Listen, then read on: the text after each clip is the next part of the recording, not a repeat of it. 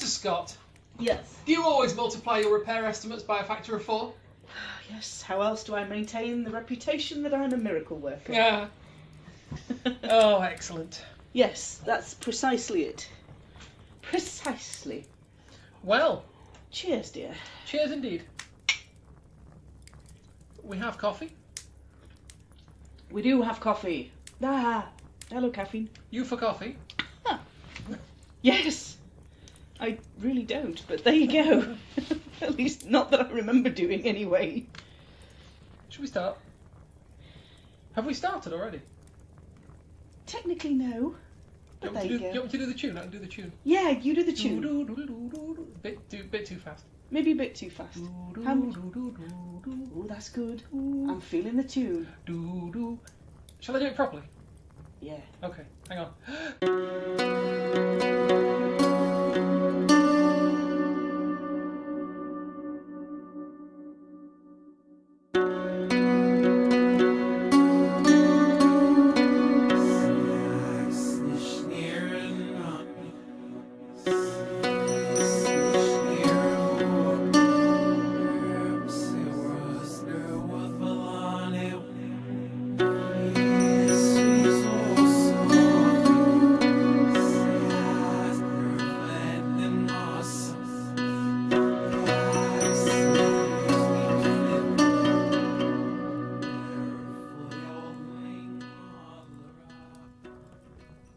Okay, there you go. That was pretty awesome. I thought so. I would say that was a dead ringer for our theme tune. Mm. Wow. Well, you don't keep me around for nothing, you know. I'm in awe. You do not keep me around for nothing. That was like, really, really incredibly close. It was like it was a musical tour de force. Wow. Yeah. I need to just sit here for a minute and just process that. While I'm sitting here for a minute, lovely listeners, welcome to Frithcast episode 23. Hello. I'm just going to take a minute and get over Kate's musical mimicry. I know. This is me preening. You can't see it, but I'm preening. You are. Bask in her glory. Hail the Emperor. Oh, yes. Well, we're here. We are here. We're going to talk about something very special for this episode, but before we do that, we're going to introduce ourselves. Are we? Because we might have new lovely listeners coming on board. It's possible. Which is awesome. It's possible. We might even have some people who've listened to us before and still come back. I know. That's unsettling, but kind of good. Please. All good and groovy. So, who are you then? Lovely people, pull up a log, come and sit around our virtual campfire. Listen, you can hear it crackling. That might be my knees. Sorry. Never were very good in winter. Come and sit round our virtual campfire. Come and join us in having a cup of coffee or whatever takes your fancy. Before we get any further, I'm Suzanne. I'm one of the UK ambassadors for TAC, which is the Isatru community. And I'm Kate, and I always struggle how to do this. You're a celebrated druidy thing. I just live here. Yeah, it's Yes. all good. I'm a druid who happens to live here. Also good. Sort of. It'll be I fine. mean, sort of. I do live here. I mean, that's not the sort of. It's the druid thing that's the sort of. Yes. The living here is fairly. I Non- can confirm yeah, that. That's good. Yeah. Well done. Yeah. I'm impressed. So we better get on with episode 23. Okay. Because we've done the theme music and we've done the introduction, so we'd like to have a chat. This time, can we just check with you lovely listeners that you're all over 18? All please nod. That's great, thank you. You see, the thing That's is, brill. we might be going to use the F word quite a bit. Yeah. We're going to get in trouble. Are we? Yeah. Let's get it over with. We're gonna then. upset like, folk. ripping off a band-aid. And get it. We are yeah. going to upset folk. We're going to use the... Possibly. If you want to hear us getting into trouble, carry on listening. But you might hear there's an F word. We're going to talk about Freya a whole lot. That is not the F word. That's not the F word. The F word is something that you associate with Freya. It really is. So yeah, we might be... I'm already in trouble. Possibly. You And might be... It's a word. It's a word that you're not supposed to, Some company may be offended should you mention this in conversation. Yeah. But we're all healthy adults, we're all over 18, we can discuss this in mostly polite company. We've all been on the internet. We've heard the word used. We've seen the word used. We have. We've seen that it causes some ruckus sometimes. On Some the odd people don't occasion. like it. Yeah. We're only going to use it because you can't talk about Freya without talking about the F word. No. Yeah. Okay, shall we just get on with it and see how we go? Let's go for that. Let's go for that. Okay. So, Freya, how she fits in. I'm not going to put a plethora of F words in here. I'm going to try and stay away from the F words, actually. A plethora? How she fits in. She is the daughter of Njord, who She we is. talked about a couple of episodes ago. She's also the sister of Frey, and she's very much Vanir. Forgive my... I think we've probably covered this already. Yes. But these are the gods of Vanaheim, obviously. They are the ones that tend to be more associated with the sort of nature part of things rather than the human... Yes, the human nature, behaviour kind the of things. fertility side of things. Thor notwithstanding.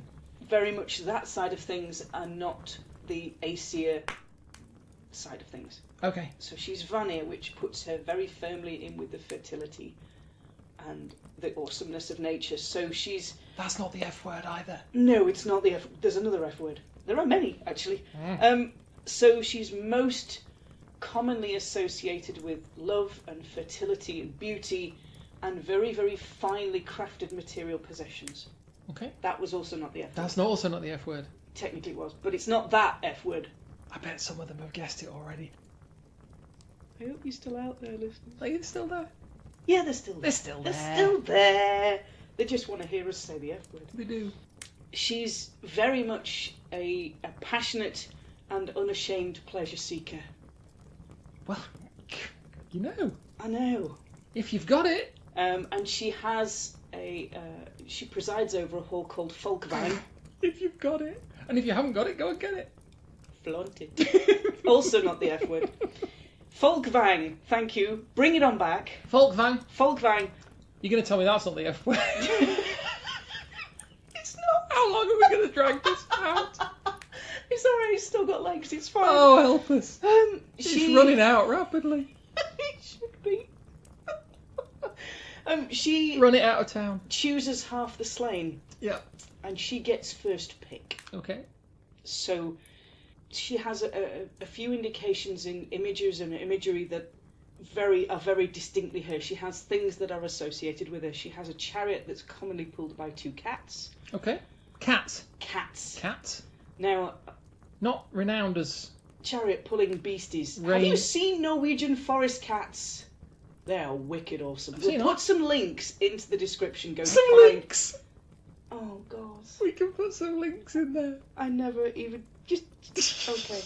I'm gonna take a breath and do that again. We'll put some information. URLs. We'll put URLs in there. Very good. Yes. Some Definitely earls. not. You can have an links. earl or two. Yes. She Or has an a Uri if you insist. she has a chariot pulled by two cats. She's associated with cats in general. Okay. She also has an item which can be described as a feather cloak or a falcon cloak, and it allows the wearer to change shape into a nice. falcon, to fly as a falcon. Okay. So some retellings of the legends have it that you actually change shape while you're wearing it into a falcon. Some of the ways people have interpreted it as that it allows you to fly as a falcon, Okay. as a human being flying, rather than as an actual bird. She's also very much a practitioner of Seath, Norse magic prophecy, Okay. which is awesome. Hmm. And do you remember a few episodes ago, quite a few episodes ago now, you had... Bearing in mind I don't remember what I had for breakfast this morning. Okay. Do you remember doing the 5-minute version of Beowulf? Oh, yes. Oh yes, that stuck in your memory more than breakfast this morning. 5 minutes. 11 minutes, but It was who's 5 counting? minutes. Absolutely bang on 5 minutes. Bang on 5 minutes. Freya has a parallel in... You remember Hrothgar? Yes, Yes. So, the king whose hall is besieged by Grendel, that's right. and he has a lovely wife called Wealhtheow. Yes. Yes. I was just going to say that. Were you? Yeah. I'm impressed. But you beat me to it, so carry Extra names. Now, Wealhtheow is Hrothgar's queen, and she's described. Freya is commonly associated with an additional piece, that whole sort of fine material possessions thing comes in. She has a whole set of those kennings, those sort of play on words imagery, where amber is known as Freya's tears. Okay. Or gold is known as Freya's tears. So Freya is commonly pictured with a necklace called the Brisingamen. Brisingamen I've heard of, yeah. Brisingamen I've heard of. So we're going to do a quick zoom around where she's got Brisingamen from. Okay. And maybe touch on the F word. But when you read the Old English version of Beowulf, stay with me. I'm with you. When you read the Old English version of Beowulf and you're reading the description of Wealhtheow, Hrothgar's queen, she has a necklace that she calls the Brosingamene. Okay. The Brisingamen. This is... Mrs. Hrothgar Mrs. Hrothgar. has Of the family Hrothgar. a necklace called... Yes. The Brosingamene. Do explain. Can't. Okay. The only way I can look at this is that we talked about, when we looked at Frigga, Asgard's queen, we looked at the fact that some people say that Frigga and Freya are the same, and some people treat them as different. Either way is all good. Yeah. There is no right and wrong. So one of the ways that Frigga and Freya are seen as the same is that there is a pairing of a woman whose name begins with F, Frigga, Freya, and a man who is Odin, Wotan, and that pairing. Okay. Now he is very much in the rule of the people, and she is very much as the oracle, the diviner, the magic user. She's equally as strong as he is. And so if you look at Wealhtheow in Beowulf, she's doing all the domestic frith things. She takes the horn around the heroes and she keeps the hall running. And she does things that put her in parallel with Frigga, both signified by the wearing of this huge big necklace. Okay. The Brisingamen is often pictured as an amber necklace or an amber and gold necklace, and that it's paralleled there. It's a signifier of her being the queen of the halls, basically. But when you get to the gods, there's this kind of split. When you look at Freya's name, it's usually translated as the lady or lady. Okay. And so she, for me personally, wanting UPG stuff, she is unashamed. She's a very powerful woman. She's very uncowed. I mean, Asgard is full of very, very strong-minded men. She is an equally strong-minded woman. And she does not take nothing from nobody. Okay. She really doesn't. Now, you know that she's associated with beauty.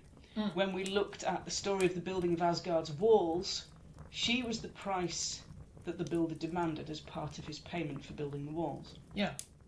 And she got so cheesed off that her necklace broke. Yeah. And she is also demanded as the price by the giants when they steal Thor's hammer, which is another story we'll look at further on. That's right, yeah. And the king of the giants, the ice giants, demands Freya as his bride, and then he will return Thor's hammer. Yeah, let me tell that one later, because I like that one as well.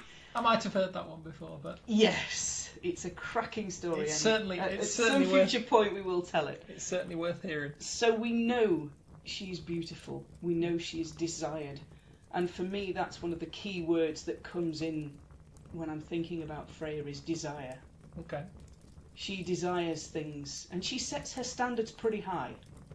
She is unashamed. In the story, Loki's flighting, the trickster, the Lord of Mischief, accuses her with sleeping with everybody. And she doesn't really see a problem with that. She is very, very sex positive, and I love that about her as well. He was he sort of approached it in terms of, you know, you sleep with a lot of people, that's a shame on you and so forth. She was like, no, it's what I want to do. It's what I want to do, and I'm doing it. And I love that about her. I love that she's powerful. I love that she's unashamed. I love that when people try to define her, to try and take away her power, try and just see her as a beautiful woman, it doesn't work. No. It really doesn't work, and I love that about who she is and what she represents to me personally. There might be some folks out there or sitting around the virtual campfire with us who've had different experiences with her. Yeah. And they're all good. She has, for me, very many different aspects. And I came across an article that was written a couple of years ago, so I will put the link also in the description. And I'd just like to quote from that, and it says, Freya is about the many ways of being woman. Lover, priestess, seer, healer, witch, wife, whore, and kick-ass, independent, take no shit, shield maiden. And I'm Fair enough. Yeah, that's who she is for me. And so it's quite a summary. It is quite a summary. So for me, she embodies, we're going to say the F word. Go it. Sorry. Go it. For me, she embodies feminism. She is unashamed. She is unafraid. She puts her own mark on things. Does her own thing, thank you very much. So I was looking at modern definitions of feminism. Oh dear. Yes. Are you alright? I might just need to take a minute. For me, feminism is not bashing men. It is not all men are to blame for the rape culture, because that just disempowers women. It says all women are victims and need help from the good guys to actually regain their power. Soldiers to that, we've already got the power. Thank you very much. We can use it just fine. But I did come across a lady who's done a TED Talk, so again we'll put a link to the clip, and she said, there is a problem with gender as it is today, and we must fix it, and we must do better. Now, I'm not talking about gender as a binary. I'm just gonna. Yeah. I'm just gonna keep 'Cause, quiet here for this bit. Ladies and gentlemen and other genders are available, and it's all good. However you identify is all good, but it's the right to be able to identify without discrimination. Whether you identify as man, woman, another way. But feminism for me is recognising that there is inherent bias in certain areas of society, and for me Freya embodies that. I'm not having this. I'm doing what I want to do. Well, she's always had, I mean, from what I know of her, and obviously I don't profess any expertise particularly apart from what I've learned from you and from the community that I'm sort of in orbit around, if you see what I mean. But I mean, she always strikes me as a balance in that sense. I mean, she lives in a largely male community. I mean, there are occasionally on the stories, like the stories that you've mentioned, where somebody's focusing on one particular aspect of it. Oh, she's beautiful, so therefore I want her to. Yes, there are at least those two stories that I know of that objectify her. Neither of them end well. No, well that's what I mean. But she's not sort of. I mean, she seems to be well accepted. Yes. In the Asgardian community. Yes, yeah, you could put it that way. Yes. You know, and what I mean is that there are occasional sort of set tos and a bit of a fallout about this and that here and there. But for the most part, it's not a question of who's in charge. It's a question of this is the. I mean, obviously Odin is in charge, but yes, it is patriarchal, but it's probably not quite heteronormative, and that I love about it as well. I love that everybody there has their own ways of expressing themselves, and for me, Freya is an amazingly positive role model, and she embodies desire for me. Desire in a healthy way of, I want that, so I'm going to find a way to have it. Yeah. but also a warning that desire can be taken too far. You can focus on something too much. You can become jealous. And for me, she rules that aspect as well. The passion of jealousy. Okay. And the passion of desire. For me, they're two very strong aspects of hers. So she looks after the sort of all the beautiful, shiny, healthy things about attraction and beauty and so on, but also for me there is an aspect of jealousy in her as well. That makes sense, yeah. She definitely looks after the beautiful, shiny things because she gets hold of Brisingamen. Yeah. And she visits craftsmen and she sees the necklace and she wants it. So they set a price, but it's not paid in gold.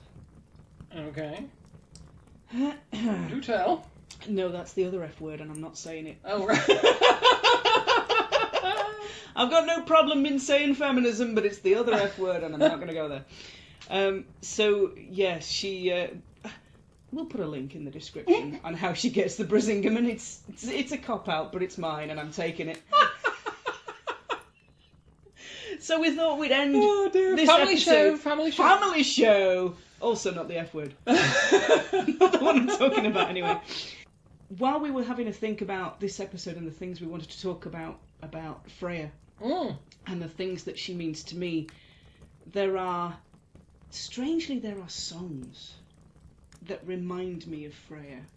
I'm sure. Yes, I'm fairly certain that she's probably partial to a bawdy ballad or two. Absolutely. But there are also some very powerful songs that I think she would very much enjoy. And when I see things like the women's marches, they make me think of Freya. Yeah.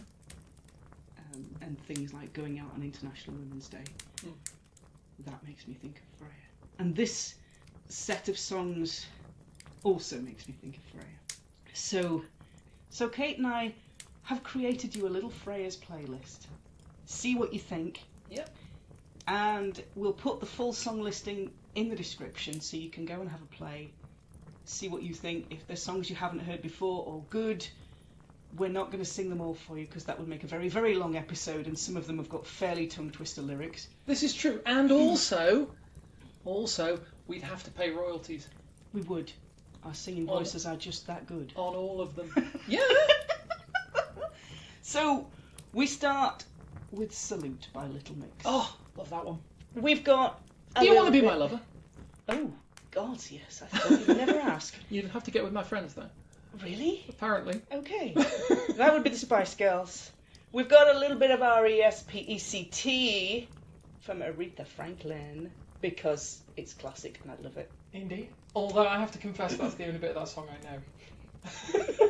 And Who Run the World? It's the Illuminati, isn't it? Girls. Oh, Girls! Sorry. I Am Woman. Indeed. Hear Me Roar. Girl on Fire reminds me of Freya. Girl on Fire. Because she has associations with gold and with amber and with all the shiny things. And we've also got a couple of classics towards the end. And we end with a piece from Lacajo Falls, I Am What I Am. Which is the ultimate kind of, I am my own special creation. I do what I want to do. Oh, yeah. So, this is for the queer women. Those booted butchers and yowling bitches. Those lipstick lesbians, gays, bis, aces, aros and dykes. For the weekend queens and for my trans sisters. For all those who echo the goddess mother and their kisses. So we're going to leave you with a bit of a playlist. A bit of a zoom around. Freya and feminism. Yeah. Sorry we said the F word so much. Yeah, we did say it quite a lot. And we'll wrap it up for this time, and we will see you all round the virtual campfire for a very special episode 24. It's a little bit of something different. Yeah? Because 24 episodes. No F word. No F word. No F word. No F word next time. You're perfectly safe. We've done it now. We've done it now. Yeah. But Feels good to have done it. It's all good. realistically, I mean, you have to talk about it when you talk about Freya. You do. You For can't, me, you can't. UPG stuff, for me, Well, yeah, the two are kind of together. Yeah, UPG stuff, but also, fairly objective stuff. It's part of who she is watching. Every pantheon has that represented in it. Mm. I mean, even the Romans. Yeah? I mean, they've got Venus, they've got Juno, they've got countless. They've got Vesta. Oh yeah, good point. They've got countless. They have quite a few. Mm. So I mean, if you were going to go through discussing the Roman gods, eventually you'd hit on one of them, and there'd be no way around this. Yeah. So it's part of the thing. It's part of the thing. It's part For of the me, great. it's part of the thing, Yeah. and it's a very big, powerful part of the thing Mm. that reminds me that I can do what I blooming well please. Yeah.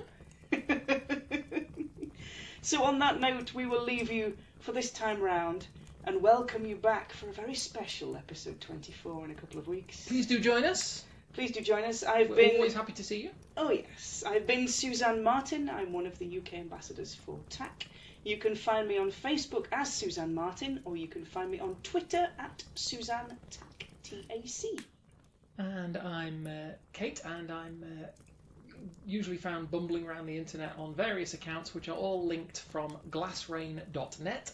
Do visit, do drop in, and we'll see you for...